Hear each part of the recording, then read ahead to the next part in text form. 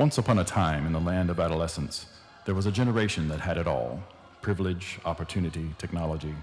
They had advantages that other generations could only dream about. As these young boys and girls grew older, it was time for their parents to lead them out of the land of adolescence and into the land of wisdom. But when the time came, the path was daunting and unclear. While the parents struggled to find their footing, the children found themselves fearful and unsure. As the parents fumbled to find the path to the land of wisdom, the children came across an easier path that skirted responsibility and led to the land of illusion, also known as Neverland. Before the parents even realized it, every young boy and girl had followed one another, lost in a land in which they would never grow up.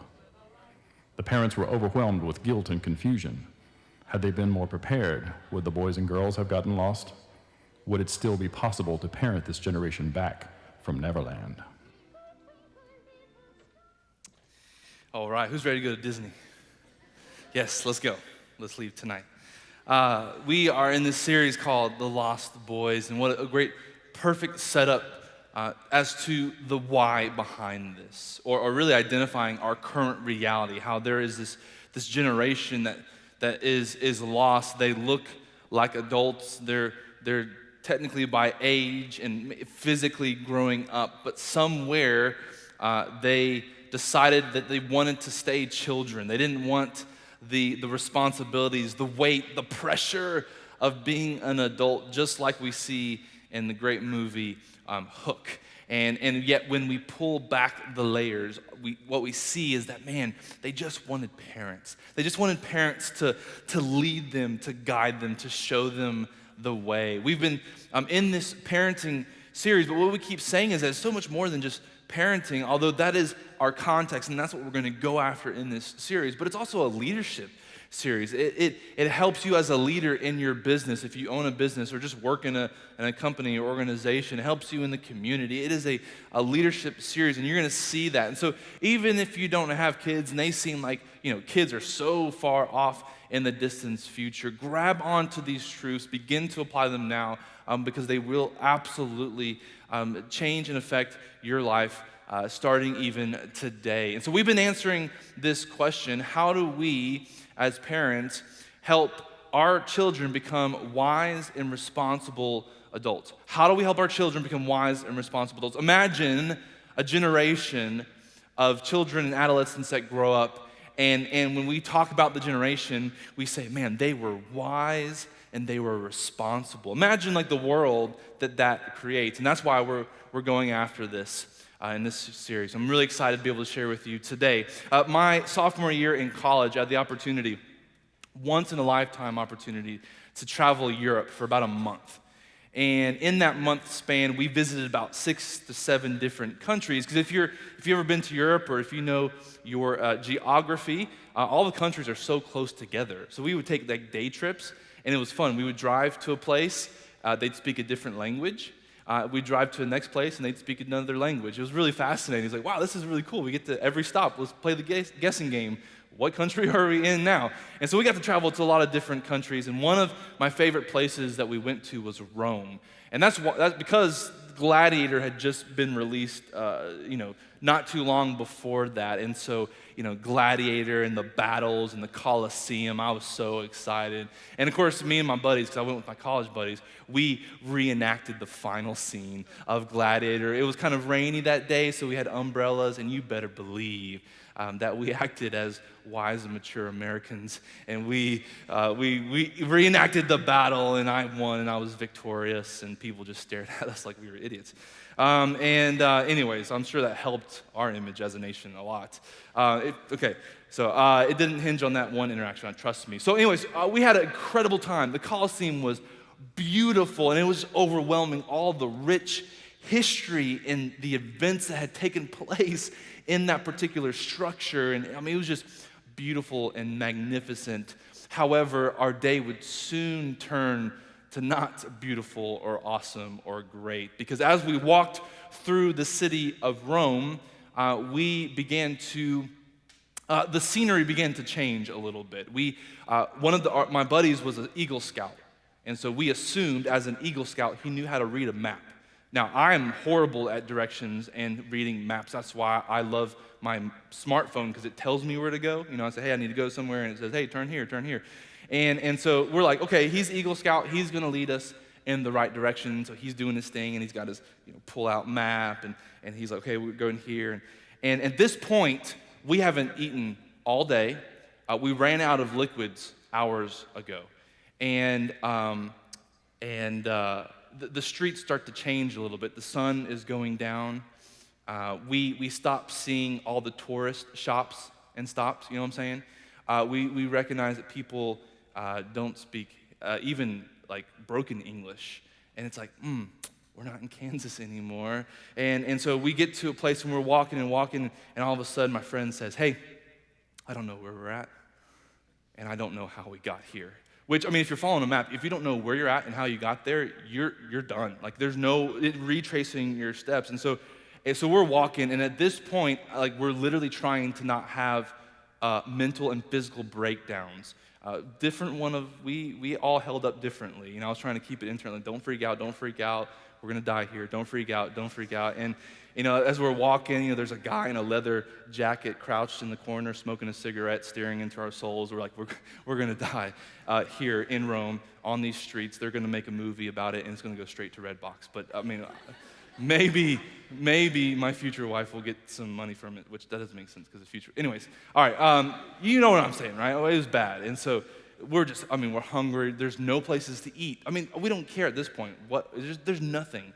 And finally, after hours, and after one of our particular people was having like a breakdown, we're having to like carry this person along with us. We find this hole-in-the-wall restaurant. We're like, we don't care what you serve. We don't care how much it is. Just give us some. And of course, God sent down someone in that particular store who spoke some broken English and said, oh, you silly Americans, here's how you get back to where you need to go. And so we were saved, right? So we've all been lost, right? Maybe not in Rome, but somewhere in Lynchburg, because Lynchburg, one of those confusing places. It's like 30,000 different ways to get to one place, but yet you always get lost, one of those? And so we've all been lost before, and it's uncomfortable. If you're like me, I hate being lost. I hate not knowing where I am and where I'm going. In me, it's just a cringe. And we've been there, right? It's uncomfortable, sometimes a little scary. But what is actually tragic, what is actually devastating, is when we have families that are lost, when we have children that are lost, when we have families who don't know where they're at. They don't know how they got there, right? And they look around and they've been just doing life, as parents, as a married couple, as kids. They're just trying to do life, and then all of a sudden someone speaks up. Maybe verbally or maybe just in their mind, they say, you know what? We don't know where we're at. And we don't really know how we got here. And it's pretty scary because we don't know the way forward. And so what we're talking about is, okay, how do we get to this place where we have lost boys and lost families? How do we get to this place? Lost boys, lost families. Now, obviously, lost boys is lost boys and girls, right? We're just follow along with this, okay? It's thematic. We're following the theme here. Lost boys, lost families. How do we get there? Well, there are multiple different ways, but I believe one of the most crucial aspects of why we are in a place to say, hey, we have these families that are just lost. They don't know where they are. They don't know how they got there, and it's because of values. I believe it's because of values. I believe that somewhere along the way, we have, as families, as parents, adopted certain values, lived out certain values, supported certain values that have led us in a particular direction and destination to where now we're like, how did we get here? How do we get here? And those values are informed by a lot of different things. Do you realize that on a given day, you receive or intake 5,000 pieces of advertisement? All right, and we want to say, I'm not being affected. How I think and how I believe and how I act is not being affected by the things around us. Yet 5,000 pieces of advertisement every day flood our eyes and our ears. Our senses are taking this in every day. We live in a day and age where information, holistically, good, bad, ugly, doesn't matter, information is so readily accessible. And every day, exponentially, it gets more rapid, more rapid. You just take out your phone and boom, access to the World Wide Web and every piece of information known to man. You can't even play a game on the App Store without getting advertisements. How dare they, right?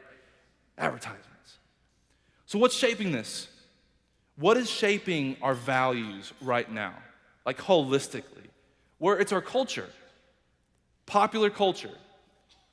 The way, the things that our senses are taking in. And it can be everything. It's everything. It's the music, and again, when I was a teenager, I'd always hear adults talk about that, like, be careful of the music you listen to. And then I became one of those adults. And then I realized, you know what? Maybe they have some value into that because they've lived a little bit of life.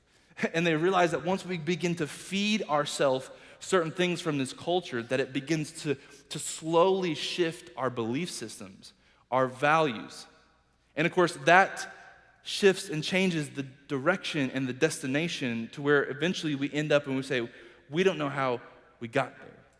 Yet when we trace it back, we say, okay, well, there's certain values that we've been living out, and those values have been informed by pop culture. Like, what are some of those things? I think that our culture values doing what's right in your own eyes or what feels good to you, right? I think we could all, generally speaking, our culture says, hey, if something feels good or if something fulfills happiness in your life, go after that.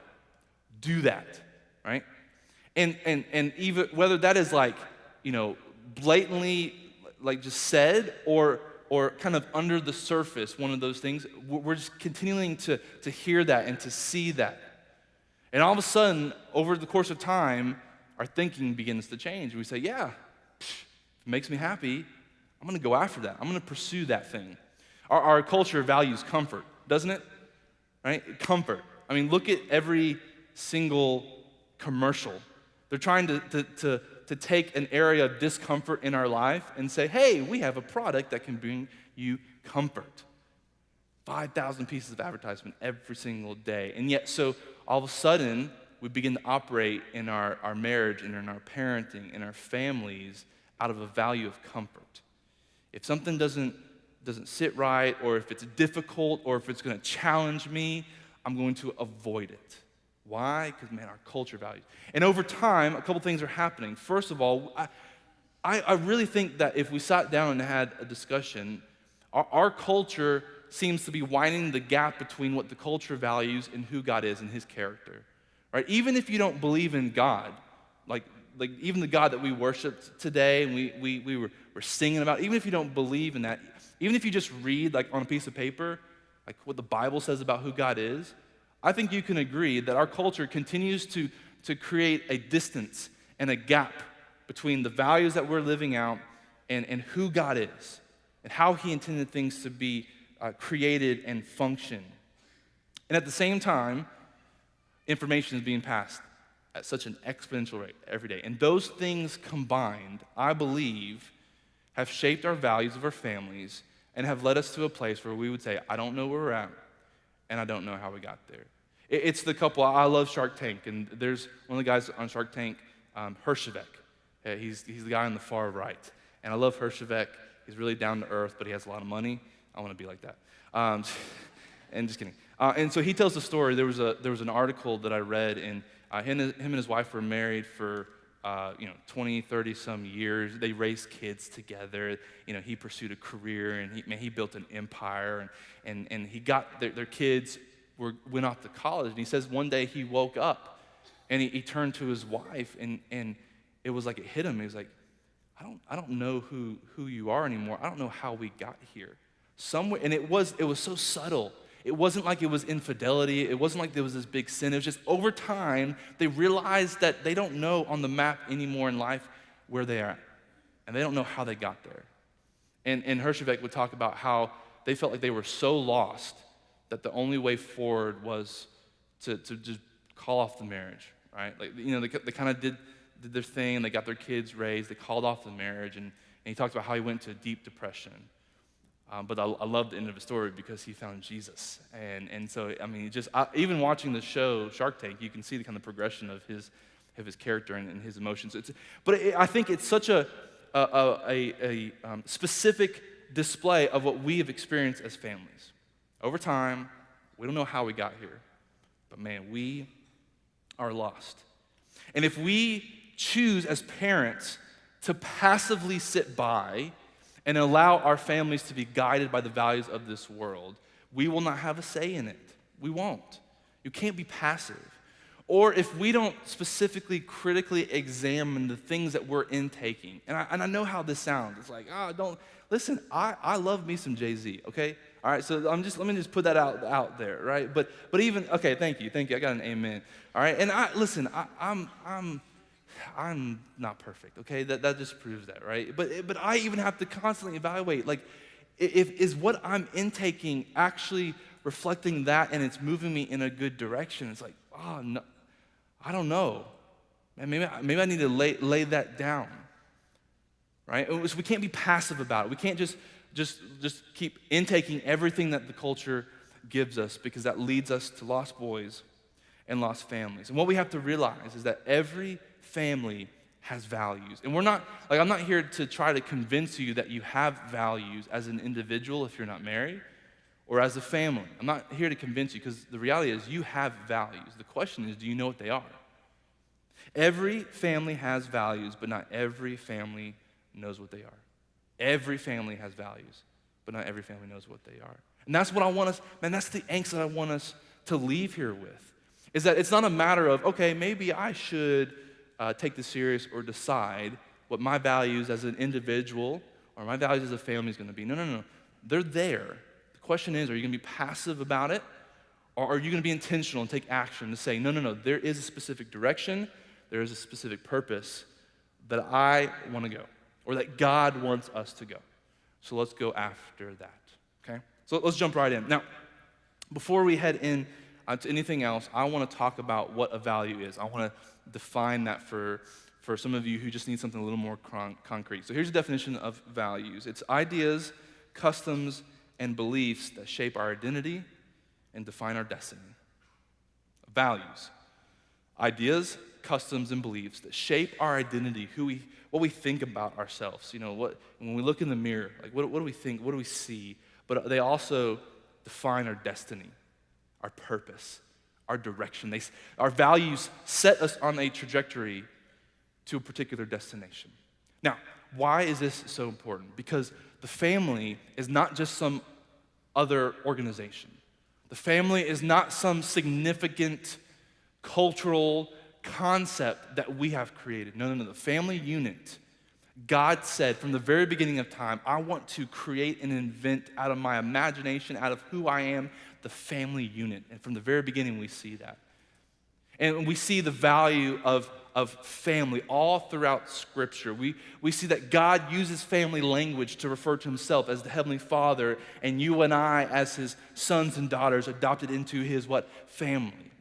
I believe so much that the family unit, God has so specific purpose and destiny to let the world know who he is through the family. And even again, even if you don't believe the Bible, just look at history. You see this time and time again, this correlation. When the family unit in a civilization or a community is thriving, typically the civilization follows suit. They're the building blocks of a healthy culture. But yet when we go through history and we see the foundation of the family is being destroyed and torn away, and it's just like there's no identity of the family unit, typically the civilization begins to suffer, begins to crumble. What was once strong and powerful now is weak and susceptible for attack. And I believe there's so much correlation. God has so much purpose for a family, and that's why this is important. And we even look at the macro family. God refers to this group of people as a family, the church. We've used the language even today in our services. We are a family, that God has so much intention and purpose for this family unit to communicate the gospel to a world that he so loves, that is so broken and lost and confused, that we as a family, the way we interact and the way that we worship and the way we live our lives would communicate something to the world. Family has so much importance. So values, ideas, customs, beliefs shape our identity and define our destiny. Let me give you an example of that, how it's fleshed out here in this particular church, this particular family, this particular organization, if you will. Because again, if you run a business, if you run an organization, nonprofit, whatever, this is so important. So we have values, right? And as you walked into the gym, out in the hallway, you had 6 core values. You saw them on either side, 3 and 3. If you go to our website, you see our values. Why is that so important? Man, years ago, our staff got together and we prayed, God, we know you're leading our church uniquely and specifically to a destiny, to a direction. You've given us purpose. So God, what are those values? What do you want us to value?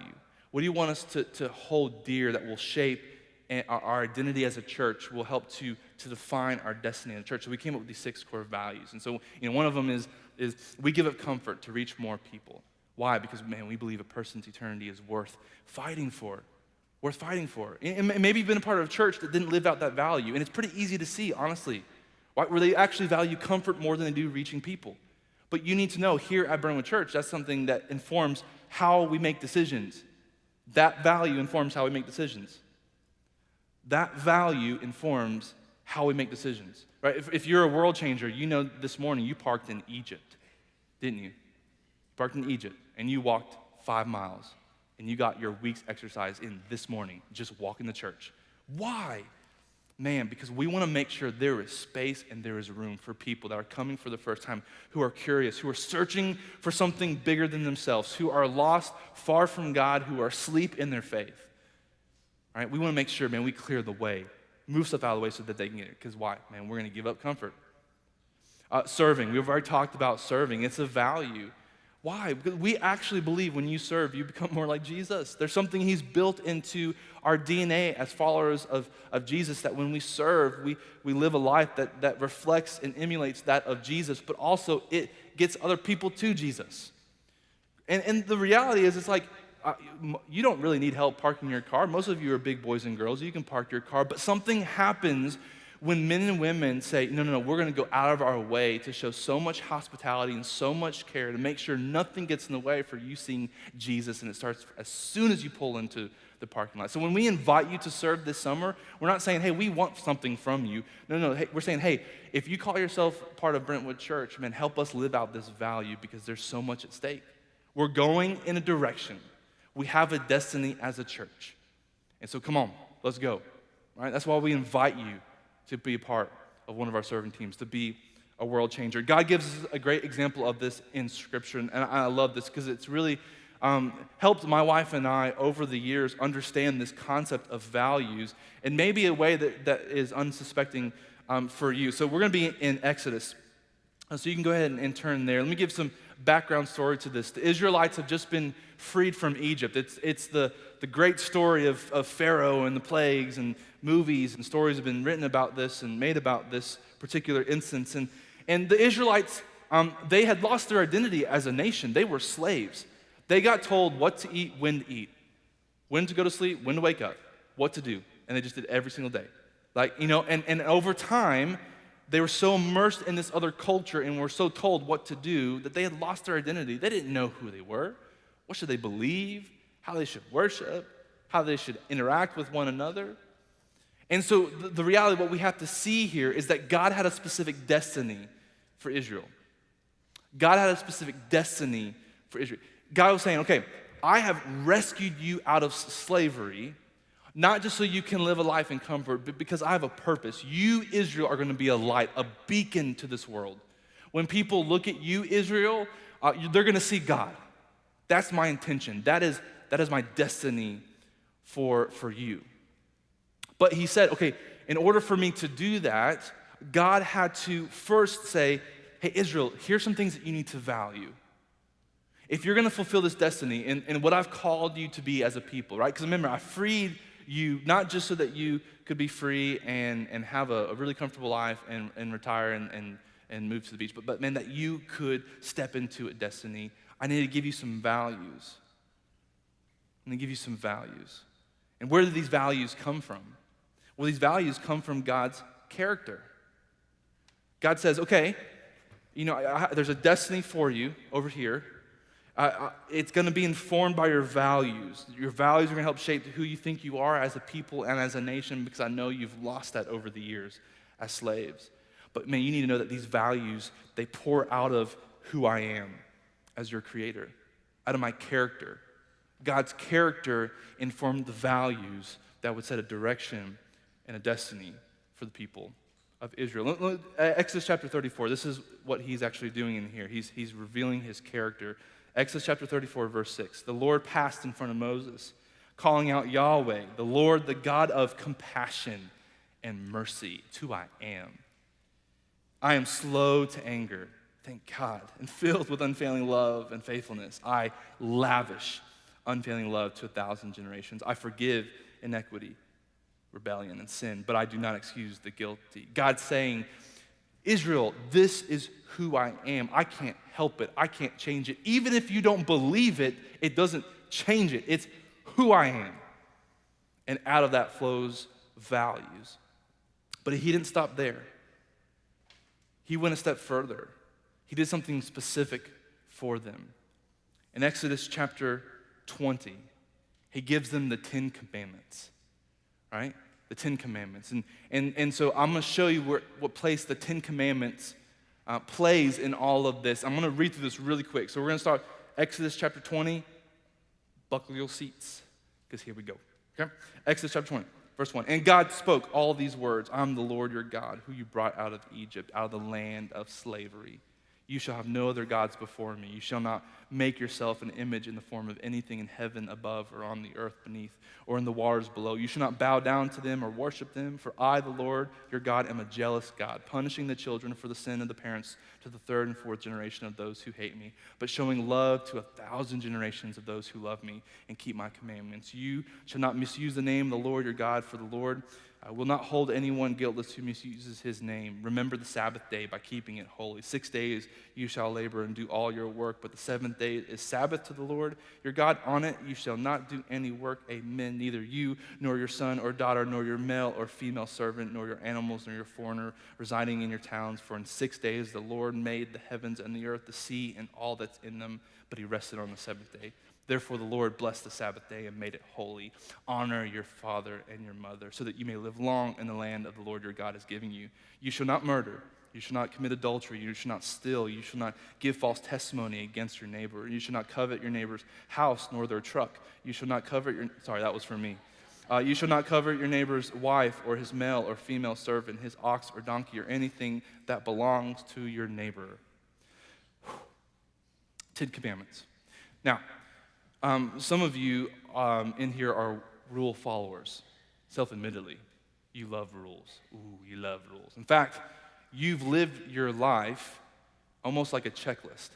Like the 10 Commandments for you is your checklist. Okay, good, awesome. Don't kill, check, okay. Don't steal. Well, the samples, they only said take 2, but I took 3. So is that stealing? I don't know. I think I'm good. Okay, check. And you're just checking. But you've missed something. You've missed something in that.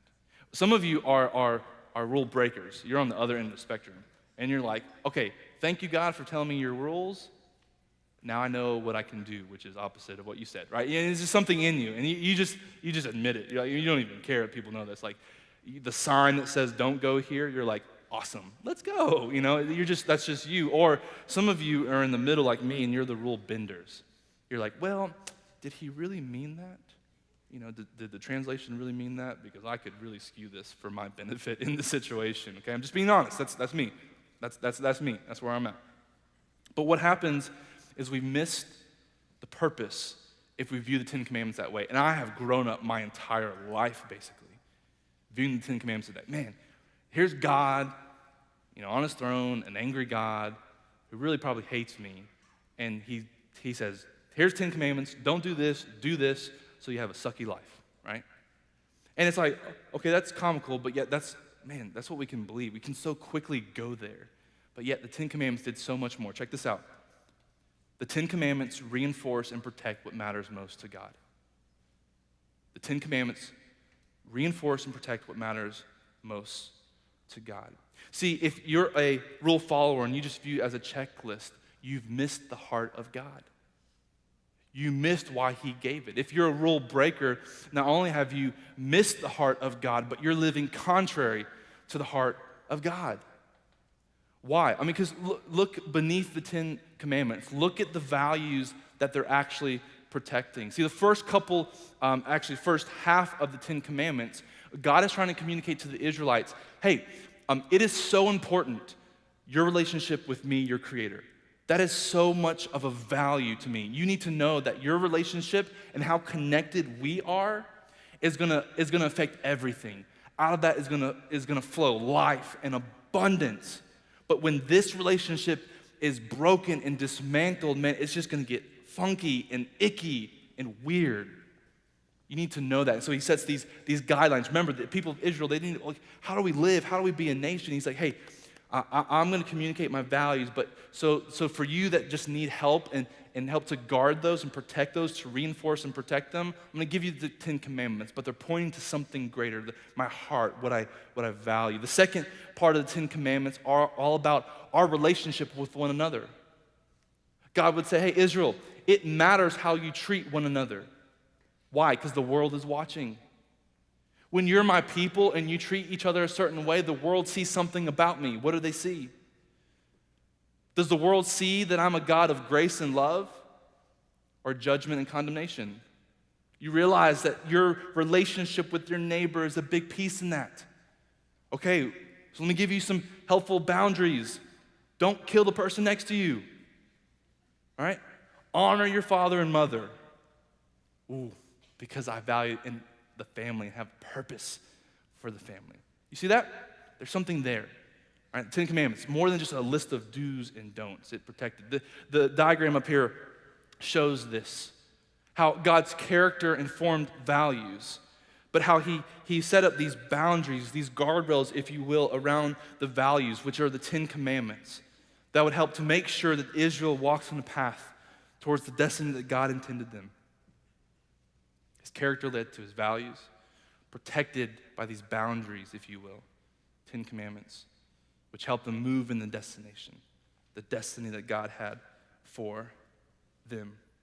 The same is true of our families. Each one of our families has a purpose, has a destiny, right? And maybe that's weird. That's like weird language for you. You're like, what? Man, we're just trying to survive, right? And I get it, man.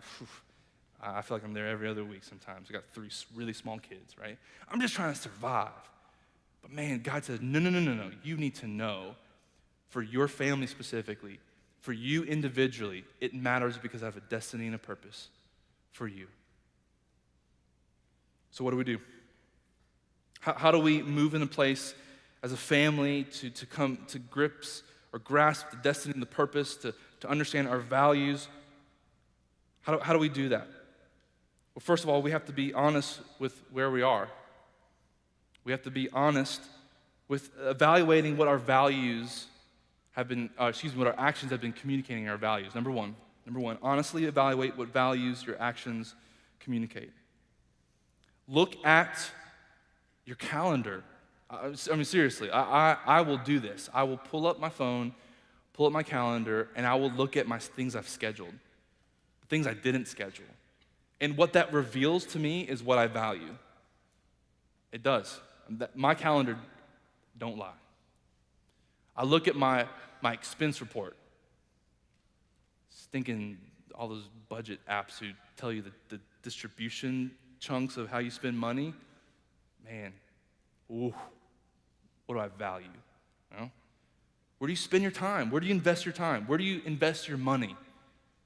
That points to what we value. What do you say yes to? What do you say no to? The first part in us as families to understand, okay, we know that there's a destiny. We want values that help to shape our identity and point us in that direction. We got to be honest. Number 2, decide what values you want to guide and shape your life. Now, it's like, okay, there you go. Decide what values you want. Have a great day. Go change the world. Now, it's difficult. It's not that easy.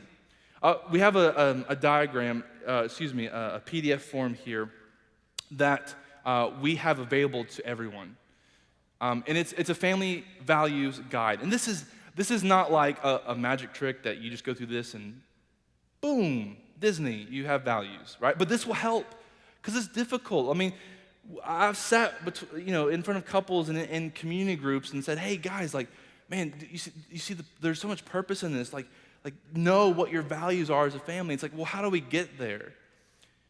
And these are just questions. There's concepts. There's different categories you can look at to actually talk through and to pray through. As an individual, if you're not married, go through this. Begin to solidify those as you as a person. Do you know how much easier it is when you're dating and when you're looking for a spouse, when you have this firm conviction of what you value as a person, what God is doing in your life? As couples, plan time, spend time looking over that document, saying, what are our values going to be? What are they going to be? You can get that PDF document through the notes on our Waymaker.Church app. You'll see it there, the little PDF. If you go to Instagram, on Facebook, we're going to put it out there this week, today, even. And even if you don't, all that, you get lost in translation, just email our office, and we will make sure you have that form. But seriously, schedule time. Go through that. Do the hard work. It is so worth it. It is going to be an investment up front that pays back huge, huge dividends. Number 3, once you have your values, you got to name them. I'm passionate about this. Name your values. Don't let them be arbitrary, philosophical things that are out there in Neverland. Like, name them. Give them flesh. Say, this is it. Work through it. Ask the hard questions. Pray through it. Okay, this is what it is. Next, display them. I love this. Like, display it. Actually display it. If you come to our house, as soon as you walk in, you look to your right above the stairs, and you'll see 3 words. Those are our values as a family, our core values. And, it doesn't matter what I'm doing. It doesn't matter if I'm, yelling at my favorite sports team on the television. Every once in a while, I'll glance on over there and be like, those are our values. Okay. What are you doing? I'm just kidding, okay? But you get what I'm saying. Like, you're just in the normal rhythm of life. They're displayed for us, however you want to do it. If you want to use your creativity, hire Joanna Gaines, I don't care. There's something to display your values so that you can look at them and that you can see them, that you can be reminded of them. Number 5, celebrate them. Celebrate them. Like, life is going to be difficult. It's going to be hard. Sometimes you're going to feel so defeated and lost, especially as a parent. Find those small moments where you're able to celebrate it. And listen, even if your kids aren't celebrating it, right? Because there are going to be seasons when you make tough decisions and you head the family into a direction, your kids will not celebrate that. But man, you and your spouse, you get together, hide in your closet, and just be like, yes, our kids hate us. Yes. Just kidding. Just kidding. Celebrate it. You're going to need to, because it's going to get tough. Finally, number 6, reinforce and protect your values. Reinforce and protect them. This is where the rubber hits the road. Will you reinforce and protect it? And this is how you do it with boundaries. This is what the 10 Commandments were. The 10 Commandments were boundaries. Boundaries reinforce and protect what matters most to your family. God gave the 10 Commandments to Israel because they helped protect what matters most to God. We as families can create boundaries. You can call them your family commandments, or we call them specifically non-negotiables, that help to protect our values as a family, help to make sure that we are moving in the direction and the destiny that God has called us to be. Let me give you an example of this specifically. One of the values, over 10 years of marriage that Casey and I have come to is this word haven. Haven. Or it's just, we have that one word, haven, on our wall. And what it means for us is that our home, our house, our 4 walls would be a safe haven for every single person that enters them. First of all, for our kids, that our kids just know that their home, when they're in their home, it is a safe haven of security where the gospel is both lived out and exalted above all else. Like, that's our home. And that was something that we wanted to value, right? Because we wanted, when people come interact with our family, we wanted them to be changed. We wanted them to be different. We wanted them to see Jesus. We value, haven, that's what we value. And it hasn't always been easy. We've had to set certain boundaries to help protect that, to help to reinforce that. I'll give you some examples, right? And this might seem weird, but we're weird. And so one of the boundaries that we have is whenever one of us, my wife and I, whenever we return home from being away from the family for an extended amount of time. So the most easy example is me going to work, right? So when I come home from work, okay, I've been away from the family, and I walk in the door, every single day I get bombarded by 3 small kids. And now that Grace is crawling, it's 3 kids. He's a little slower. So Jackson and Allie, they come running, and then Grace kind of, teetering to me. And one of the boundaries we've set is my first action of affection is reserved for my wife. And if Casey's coming home and she's been away from us and the kids or whatever, her first sign and action of affection is for me. What does that mean? Well, I come home and the kids are coming at me, and so I throw them out of the way. I say, get out of here! I gotta show your mom some love. No, I gently kind of shift them out of the way, or honestly, I walk as they have both my legs, and I go to my wife and I give her a kiss. I embrace her. What is that communicating? Our value. Ooh, and you know what? I don't even know if our kids really fully grasp this yet, but they see on every day a display of a mom and dad who are going to fight for their marriage, who are going to exalt that human relationship above all other human relationships. They're going to protect it. They're going to fight for that. And it provides some safety and security for our kids. And now that Allie's getting older, sometimes we tell her, we say, Allie, you need to know, it's not because I hate you. It's not that I don't want your love and that I don't love you. I mean, you're my child. You're my firstborn. You're my daughter, right? You kind of look like me, which I'm so sorry about that.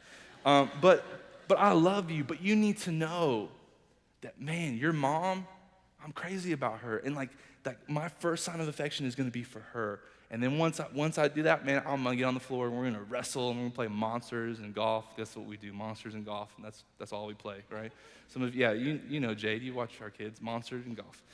And so we have to communicate that, safe haven. There's things that we say no to, people we say no to a lot. Why? Because we want to create space and margin in our calendars so we can continually to invite couples into our house, to sit across the room on our couch so that we can pour into them, that they can experience a safe haven. I know there's couples in here who sat on our couch and that you've experienced this home that is a safe haven. You know what? At the end of last year, we weren't winning at this as a family. We weren't. The value was still on our wall, but man, we just felt like, man, we just feel so defeated. There seems like to be this darkness, and we just feel like we're not hitting our stride. Our home does not feel like a safe haven. We just brought Jax to Gray to our families. We have this young infant. We have 3 young kids, and it's like, man, we weren't winning at this. It didn't feel very safe. It wasn't a haven. So what did we do? We made some difficult decisions. Casey quit all of her jobs. She was a full-time stay-at-home mom, but also had 3 other jobs that was helping to provide us financials. And she quit them all. She quit them all. Now, wisdom, or maybe the wisdom of our world would say, what are you doing? You just, in the peak of growing your family, you cut back your income. Why? Point to the wall. Haven. That's the value for us, specific. I'm not here to try to tell you, hey, quit your job, don't work. No. I'm saying that we just knew with conviction that this is what God wanted for us. And so she quit her job. She said, hey, there's something more important here for us specifically, to step into a destiny that God has called us. You also know how I know that that's a core value. You want to know how you can know? If you're living out a life that is reflecting the values that God's given you and that you're moving in the direction and destiny that He's called you to, look at what the enemy is attacking most. Look at where the enemy, or our enemy, Satan, it seems to be attacking your family the most. I remember being in Colorado to get some training, and I get a text message from someone in our church. And my kids are back here in Virginia, and with my wife. They weren't by themselves. That would be negligent. So my wife and kids were back here, and I'm in Colorado, states away. I get a text message. Text message says, hey, God's called your family to something big, destiny. There's a demon outside your door of your house right now. I'm like, what? So she begins to describe this demon. Like, she saw this vision of this this attack from the enemy. She begins to describe that the enemy is just waiting for you to mess up because the enemy knows what God's called you to. You want to know if you're on the right path? Look where the enemy's attacking. So I'm like, Casey, get the gun. Wait, no, the gun won't work. Dang it. But no, then I'm like, okay, what do I do? Like, how do I do this? And she said, hey, don't worry. Got some women in our church who came over to our house in that moment, prayed over our house to reinforce and protect that this house, these walls will be a safe haven for anyone that enters into this house. Yes. And listen, that we will continue to invite those attacks because we have drawn that conviction that is something that God has called our family to. And man, when I feel those attacks, I'm like, okay, I must be going in the right direction because it's getting really difficult. Even in those seasons, parents, listen, those seasons where you're like, I don't see any fruit. I try. We feel so defeated. I don't see any fruit. That's why we have boundaries that protect our values, because eventually in one season, we will see evidence of what we fought so hard for. Even when we didn't know or could see 2 steps in front of us, we just kept walking forward, protecting and reinforcing the values that God has given us. And then all of a sudden, we end up someplace and we're like, hey, this is where God intended us to be. This is the mission that He's given us. What informs our values? What informs your values? What should inform our values? It's the gospel. It's the gospel, right? See, we have something the Israelites didn't have. The Israelites, God said, okay, I want to communicate my character to you, so I've got to speak through this fallen and failed man, Moses, who had a temper and broke the tablets, and then had to give them to him again. And I want to give you 10 commandments to help to reinforce and help to create boundaries over these things I value. But guess what? We have Jesus. Jesus said, I didn't come to get rid of the law. I came to fulfill the law. Guess what? You want to know what the Father is like? You want to know His character? Look to me. Look to me. I'm God in the flesh. Jesus said, I'm the way, the truth, the life. I'm the one that should be informing your values. I have fulfilled. I show the heart of the Father. So if you want to know how to find your values, you have to look to Jesus. You have to allow and surrender to Jesus to say, okay, Jesus, your gospel, what you've done, grace and mercy and lavishly love, like those things, man, they're gonna help to inform our values, which will help to confirm our identity and set a certain direction. The gospel is what informs our values, that moves us to our family's destiny. I'm the way, truth, and the life. All these diagrams, put back up, show what we're talking about. We've talked about the reality of where we're at, where our culture and the rate of information is being passed is shaping the values that we take in, even if we don't realize it, and especially when we're passive and when we just let other, it's like, no, we have to be proactive, and it's causing us to be in a culture, a generation with lost boys and lost families. We look at what God did for the people of Israel and say, you have a destiny, and so I want my out of my character to inform your values. I'm going to give you 10 commandments that help to guard and shape that so that you can step into the destiny I've called. And the reality is that here, families, we have a destiny, a specific one. There's some things that we're going to share together, absolutely, that we would communicate the gospel to the world, love and grace and mercy. But man, there's some, I think, specific things, like specific, unique things for your family that God has ordained, that plan before your family even existed, that God had thought up and dreamed up. He's like, man, I want them to go after that. And Jesus is going to show them the way. Jesus is going to show them what to value, how to guard those things, to put up boundaries. Now, here's the thing. Maybe you grew up in a family, and man, this is something that I am so passionate about. You might have grown up in a family where you were passed down values that are absolutely destructive and volatile, and you don't even realize it.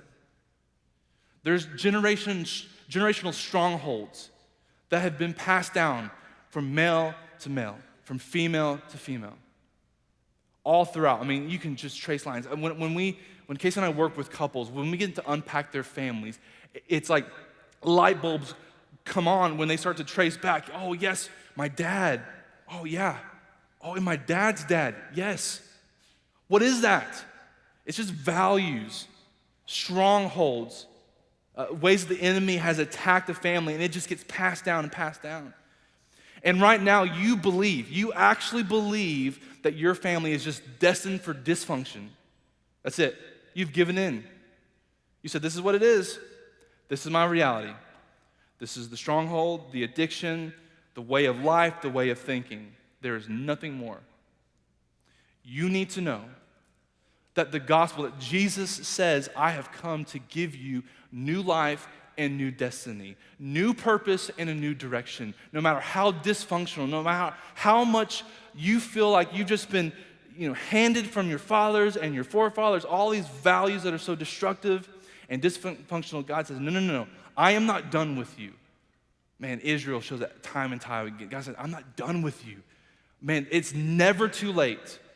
Maybe your kids have left the household. It is not too late. It is not. If you still have air in your lungs, God says, I'm a God about restoration and redemption. I can take those strongholds, those values that have been passed down from generation to generation, and I can eradicate those. I can eliminate those. I can destroy those so that new values will be passed down, so that the family tree, a generation or two from now, won't even have a resemblance of what you experienced when you grew up. I can do that. And so what does that take? What does it take for us to get to that place where we accept that? It takes this. And listen, like men, especially men, like you're so like prideful that you would continue to hold on to those strongholds and values and not simply put yourself in a place of seemingly weakness. Yet God says, man, when you humble yourself, man, that's when I can exalt you. That's when I can come in and do the work that I want to do. It says God opposes the pride. It's like, okay, we have been leading our family out of pride. God opposes that? Wow. Man, no, not me. This is what I'll do right here. Surrender. Weakness to allow Jesus to completely, radically change the strongholds, the values that have been passed down. Some of you don't even believe your family has a destiny. Your perspective is so limited. Just because of what you've experienced and what you can see with your physical eyes, you say, listen, my family, all we're trying to do is survive. That's a lie. That's a lie. God has purpose for you. If you allow yourself, again, in surrender to say, God, would you show us the way? He says, I'll do it. I've done it before and I'll do it again. And it's not too late. It's not too late. Pray with me. Right now, I want to lead us through prayer specifically for you all. If you're here with your spouse, take hold of your spouse. Grab their hand. Because this will be a time of intimate reflection and prayer and desperation for you. I believe that this Sunday is a time where families can begin to say, God, what are you doing in our family? Where are you leading us? What are values that we need to uphold and protect and reinforce? And it starts with on your knees and surrender. And if you're not married here today, man, it starts today. It starts today as an individual to say, God, would you show me in my life where I've allowed the culture to completely dictate how I view myself and other people. I've let the culture to dictate how I view you, my Heavenly Father, to control and determine my values. And so I'm gonna invite you, just like we did last week, I'm gonna lead you in some prayer, and I want you to pray out loud. Like, pray out loud might be uncomfortable. It probably will be uncomfortable for you, but I want it to be a declaration for you and your family right there. Especially you spouses are sitting together. Pray these things out loud. So first thing I want you to pray is that God would help to reveal in you where you have gone off course as a family. That just start to pray that to God. God, would you show us, would you, in your grace, but also your truth, reveal where we as a family have upheld values that are so contrary to the heart of the Father, that are contrary to your gospel, to your good news. Allow God in His Spirit to wash through and to reveal those things. Help to say, God, right now, shine a light. Bring to the light those things that we've hidden in the dark. Right now, begin to pray that out loud with you as an individual or with you as a couple. God, reveal that to us. Reveal that to us. Pray that God would change your heart and begin to reshape your values. Begin to, maybe you've been operating out of such a hard heart that life has just continued to harden your heart. Allow God's Spirit to begin to chisel away certain pride and fears and insecurity that have held you back as a parent, as an individual, that has controlled and completely kept you captive in being obedient to what God has called you to be. Begin to pray, God, would you shape my heart, shape my mind, give me a new heart, give me a new mind. Help me to see what you want from our family. God, right now, God, would you reveal to our family what you want us to value? What destiny have you given our family? God, would you reveal that right now in this moment? Would your Spirit give me and my spouse unity around where you're heading and where you're leading us? And would we step into that with boldness and courage? Father, I pray right now that you would have your way in this room, that as couples and individuals are praying right now, that you would be so personal and speak to them where they're at, that you would let them know that it's never too late, that you would let them know that those strongholds, those things that have been passed down can be eradicated, can be stopped, can be cut out by your gospel, your good news, your power and your might. Can you let people know right now, families know that you do have a purpose and destiny for them? God, we thank you for that. Listen, there's some people even right now as we continue to pray who honestly, you don't even know how to start this conversation because you still are not in right relationship with the Father. Like your sin is still separating you from the Father. You've never accepted that gift of salvation. You still think God is this angry God who's just waiting to zap you. And Jesus says, no, that's not true. Look at my life because it's going to show you who the Father is, who lavishes out his love, who pursues you. And today you can accept that gift of salvation. The fact that Jesus lived a perfect life to show us the Father, to say, this is how you do it. Look at me. I'm the way, the truth, and the life. Jesus died for us to pay our sin debt, to reestablish a right relationship with the Father, that we could be in communion with the Father. And he rose from the dead to say, man, sin, death has no power here. If sin and death don't have power in your life, guess what? The enemy doesn't have power in your family either with what God's calling you to do. And you need to know that. And today you can accept that free gift of salvation by simply praying to God. You can right now out loud pray to God like, I accept your free gift of salvation. I accept it right now. Spirit, fill me. Come into my life. Jesus, thank you for paying the debt for me. I commit to believe and follow you. I don't have all the answers. I don't even know necessarily my next step. I just know right now, I surrender to you. Church, in just a moment, we're going to dismiss, but the reality is there are men and women all around this room up front that want to pray for you. And I want to challenge the families. Maybe there's so much there's like a cloud, and it's hard to see the way forward. There's like a darkness.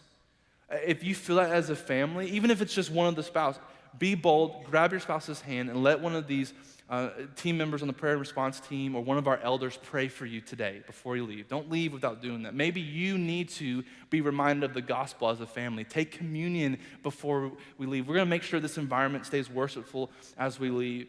Don't leave without receiving the prayer that you know God's called you to do. That if you're just desperate, I need someone to pray for me. And listen, this is something that I know, and we know as a church, when we fight for the family, that it will send a ripple effect in this community and the world. But we also know we invite the attack of the enemy at the same time. And so I just want to conclude our time together praying for us as a group. God, would you protect us? Would you protect the families? Anything that's hindering people being obedient to you today, would you just move those out of the way, honestly, like that your Spirit would move those out of the way. They have no place. And would we respond freely unto you? And we pray these things in Jesus' name. Amen. Waymaker.Church, I love you. Go out today, be light, be a force. If you need prayer, don't leave without getting it.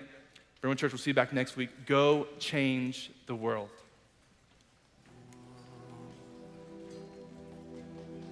Take this life and breathe on. This heart that is now